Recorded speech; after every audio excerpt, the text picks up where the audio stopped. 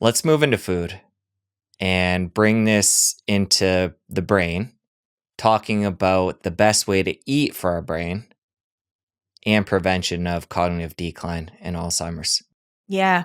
When I talk about the brain, I think about the fact that it takes it's only 3.5 pounds, 2% of our total body weight, but consumes 20% of the total calories that we ingest. So it's a hungry and selfish organ, if you will. What does it take to have a healthy brain when it comes to food? There's a lot of misconceptions in this field in terms of we know that dietary cholesterol cannot pass the blood-brain barrier. So cholesterol foods are not needed for the brain. But there are other foods such as your brain thrives on antioxidants and polyphenols. So the best food, in my opinion, first and foremost, are the antioxidant rich fruits and vegetables. Think of blueberries, any type of berry. I love them. I have blueberries every single day. Then selenium. So Brazil nuts are really wonderful for the brain. But then if we move away from the polyphenol family and then we move into, and by the way, the reason why that's good is because they really help eradicate the oxidative stress that occurs on any given day. But then if we move into other things such as fatty fish, we can look at omega-3. So omega-3, which is predominantly made of EPA, DHA, and ALA, the total lipid component in the brain, which is around 20% of the total fat component in the brain. Your brain has a lot of fat in there. It's actually made of DHA. DHA comes from fatty fish. So ingesting, I'm under the guise of taking 2 grams of EPA and 2 grams of DHA per day. Sometimes I take more because I think that there is just so much to be said on the beneficial effects of omega-3 fatty acids. So feeding your brain with omega-3 fatty acids is really important. Okay, so when you're supplementing with those, is that on top of what you're getting through the diet? Well, And what yeah. means, is that fish oil or algae oil, or what do you like to take? Fish oil, because the ALA really has to convert into the EPA DHA. So I try and eliminate that. But the food sources is tricky, right? I love salmon and fatty fish, salmon, mackerel, sardines, but we've got to think about where it's sourced. And unless you're living on the outskirts of Ikaria, which is like this longevity Greek island, or Sardinia, right? And you're getting the fresh fish from the ocean. We have to think, where is our fish that we're getting, especially in the United States, right? It's farmed. Or, I mean, if you're getting wild caught, which I think is something that I don't know too much about, I don't know if that's entirely true that you're getting wild caught. You're not getting enough EPA, DHA. So you do have to supplement with this. And a really great thing for everybody to do, I do think that you can't optimize what you don't measure. Everyone should go out and get an omega-3 index test, which basically is a blood test. It's just a spot. You just literally pinprick your finger, send it off. It's so easy. And it measures the amount of omega-3 fatty acid in the red blood cell. And you can look at this and it'll give you an index, and it'll basically say that you are 5%, 6%. You want to be at an 8% or more. I'm at around 10.5. I'm trying to get it up. For some reason, I want to get it like to that of a dolphin, if you will, maybe 16%. But no, if you are part of the average or majority of Americans, you will get an omega-3 index of 4% or less, dramatically increasing your risk of all-cause mortality.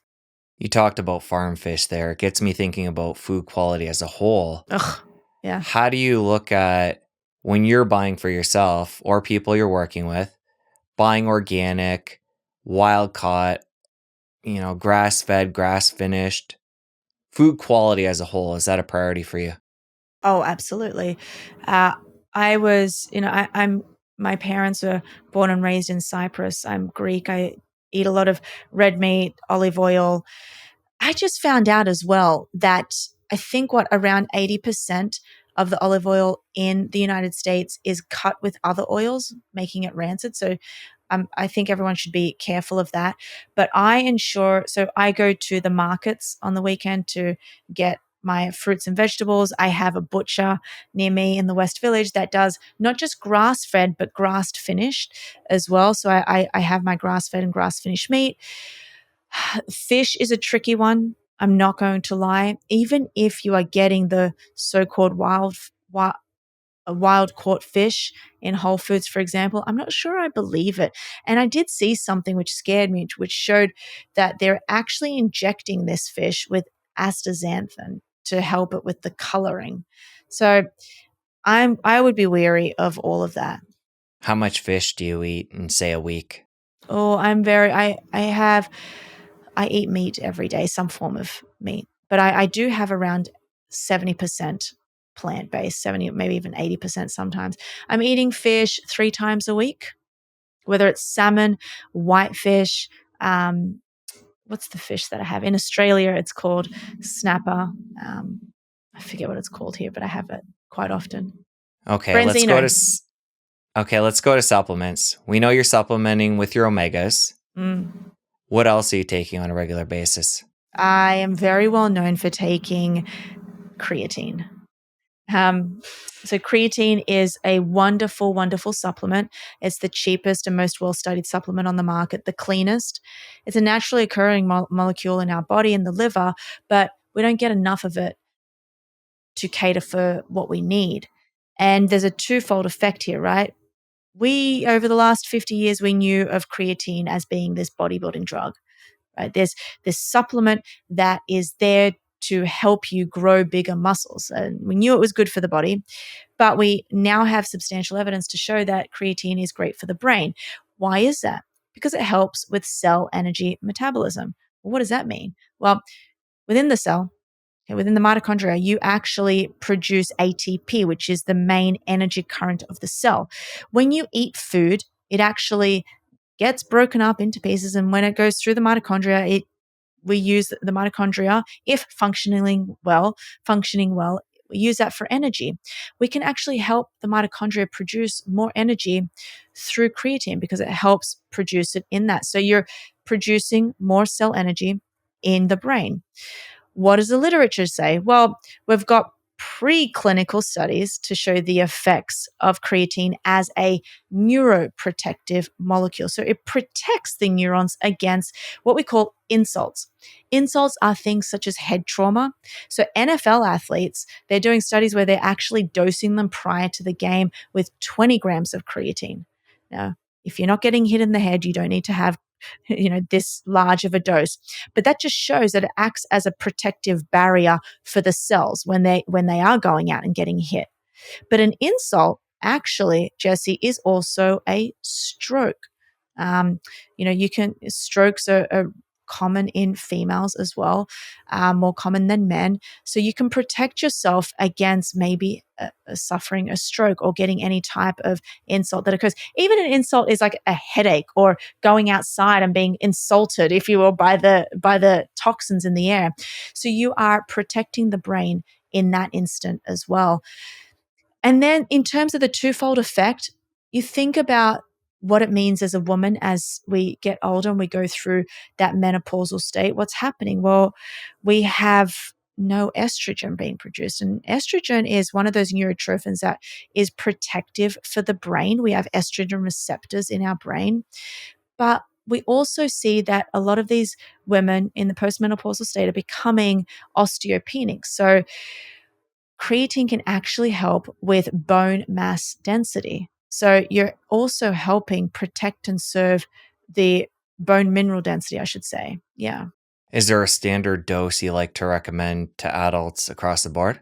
Yeah. By the way, anyone can take this, and it doesn't matter what age you are. I always recommend like 12 years and up. And if you want the benefits from a physiological standpoint, meaning like a physical standpoint in your body, I say just have 5 grams a day, right? But if you want the cognitive benefits, you want to up it to around 10 to 12 grams. And that's because the bioavailability is generally lost when it crosses the blood-brain barrier. So you want to up that to around 10 to 12 grams per day. And it doesn't degrade in heat. So you can have creatine in your coffee, which is where we sneak it into my dad's coffee, Mum and I. Every morning I'm like, did you sneak it in? She's like, I did. And he feels great. And he just thinks it's the coffee. So it's amazing. So you can put it in your morning coffee. You can put it in your morning smoothie. You can put it in your water. It doesn't have any taste. Some of the myths around it is it causes hair loss. We've debunked that. It doesn't increase DHT, doesn't cause any kidney issues. There was a study done by Dr. Darren Kandel where he took women and he put them on a protocol of daily for 2 years, having, I think it was 12 grams of creatine per day. And he saw massive increases in bone mineral density and muscle mass, no bloating, no hair loss, no kidney issues. If somebody is going to take the higher doses for the cognitive benefits, you mentioned 10 to 12 grams a day, is it beneficial to split that up in 2 or 3 doses and spread it out? You can, or you don't have to. It just really depends on how you feel. You can't slap a label on something saying one size fits all. We're all different. If you feel like you are getting bloated or it's causing any type of gastrointestinal distress, maybe wean off it a little bit. Like, you have to listen to your body. For me, I actually have 5 grams a day, but if I've got a heavy cognitive load, for example, I'm writing a systematic review right now, which, let me tell you, is a marathon for your brain. There's around 3,000 articles that I've got to go through and write about, and there's a lot of cognitive load. On those days where I know I'm going to be reading for 12 hours a day, I'll have 12 grams. And I will separate that as well. 5 grams in the morning, 5 grams at around, I don't know, 6 p.m. And if you're having it for the benefits of the gym, people generally ask, well, should I have it just before the gym? Or it really doesn't matter. The storage is the storage. And if you forget it, say you're traveling, you don't bring it with you, do you notice a big difference on those days? Oh, I'm known for being like prolific with my supplements. When I travel, you should see it. I never forget, but that's just me. But for the people that do, they do see a difference in how they feel, especially in terms of how well they're lifting and how heavy they're lifting. Right. All right. You're a fan of electrolytes, Oh, big fan. omegas, Mm-hmm. and creatine. Yeah. Anything else? I have I don't have the MTHFR gene. I've got nothing there in terms of methylation, but I am having a methylated form of B vitamins. B vitamins are great for the brain. I'm looking at my supplement stack right now. I'm having N-acetylcysteine, and I'm doing that. It's a precursor to glutathione. I did do a methylation test, and it showed that I had low glutathione, so I'm helping that in every way I can. One thing that I am doing, which is recent, I would say in the last 2 months, is I'm having turmeric.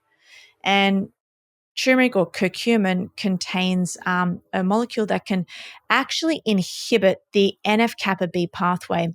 And this is a pathway that is produced during the inflammatory state. So it can actually really bring down inflammation. So I'm having that per day. I'm also having to counteract cortisol, or these bouts of cortisol spikes during the day. I'm having rhodiola 3 times a day. How do you feel about fasting for the brain and beyond? Look, it's not my field. Do I do it? I think I do it accidentally. I don't mean to fast, but I pretty much have my last meal by 8:30 p.m. every night, and I don't have my first meal until around 11:30 a.m. If you could, is that fasting? I would But say it's on a continuum, right? So it's somewhere in there. yeah, and look, we've seen some great results for patients with mild cognitive impairment. We've also seen great results for the ketogenic diet for neurodegenerative diseases. Yeah, I wanted to make sure we went there. So we can't talk about diet, brain health without bringing ketones in, either through a ketogenic diet or supplementing with MCT oil or exogenous ketones. How do you feel about that in relation to brain health? I like the aspect, this is not my field, but I like the aspect of bringing in exogenous ketones and living in that ketogenic state, because your brain actually utilizes lactate much better than glucose, even though glucose is the primary fuel source for the brain. So if we can deplete the glucose, use the ketones, then we're at a better state neuronally to produce energy and for the survival and growth of our neurons. There's also something that I was just thinking about, and that is your brain has this other, I always bring in like real life scenarios like compound interest. Your brain cells really have this notion of supply and demand, right? It's under so much demand every day, from work stress to environmental stress to phone notification stress. We're under stress. So it's got so much demand placed upon it. But if you have a lot of supply through um, ketones and supply through sleep and through exercise and through hydration, then you're going to be able to meet the demands. What happens is if we have no supply and we've got a lot of demand, that's when we experience that synaptic loss and that neurodegradation. How do you feel about the situation where somebody has an increased supply and they have high blood glucose, high insulin? Over time, they build insulin resistance, their metabolic health takes a downturn, the impact on the brain. And then again, we can tie this into, ketogenic, low carb, and reversing that and regaining metabolic health. And obviously, there's different ways of doing that through exercise and different ways, but diet is a powerful lever in that realm. Yeah, diet is a very powerful lever in that realm. It really affects our brain. But you know what, Jesse, and goes against probably many, many people. If I had to pick, if I had to pick one, well, what's the best protocol? I think exercise far outweighs a diet. And hear me out. It doesn't mean I'm telling you to go and eat all these ultra processed foods. And by the way, you said when supply exceeds the demand. I'm talking about good supply, right? I'm not talking about like overeating these foods that end up giving us type 2 diabetes. When we look at the literature, I know that you can get away with mild disruptions in your diet, but you can't get away with not exercising. So exercise is fundamentally the most important tool that we have for staving off Alzheimer's disease. And then it goes to sleep. And then it goes into nutrition. That's why nutrition sits at the top of the pyramid. A great way of tying some of this together with exercise, metabolic health, is putting on muscle mass. And this goes back to earlier in the conversation, making more muscle through resistance training and creating more of a glucose sink. Yes. Which is great for our metabolic health. And again, you can create a bigger sink for glucose, or you can change your diet and bring glucose down. So there's different levers that we can pull, and all of us are going to have ones that we gravitate more towards and have been successful with. So I think it's important to look at this as best we can comprehensively and give people different tools to look at. Yeah, absolutely. You can think of muscle mass, and that's something that we didn't discuss earlier, as a glucose sink. When I was doing, back in 2020 during the pandemic, I had a lot of time on my hands, as probably we all did. I remember Casey and I just starting to experiment with this CGM. And so I put the CGM on and I was looking at my glucose spikes from the foods that I ate. It turns out that my body just does not agree with grapes. So I don't think I've eaten a grape since. But I was looking at that and I was realizing that I have a really great postprandial spike. And that was because of how fit I was and the muscle mass that I have. But also, if you are going to eat something that is going to spike your glucose, or even after anything you eat, one of the best things I was doing to bring it down was I was going out of my apartment, going downstairs and running a really fast lap around the apartment. You would see like a dramatic, like you'd see the spike go really below. And that's because when you exercise, your muscles are just soaking in all of that glucose to use it for energy. So the more muscle mass you have, the better utilization of that glucose. If you enjoyed that clip, you're going to want to head over here and catch a full episode. I'll see you over there. Your brain cells really have this notion of supply and demand. It's under so much demand every day, from work stress to environmental stress. But if you have a lot of supply through ketones and through sleep,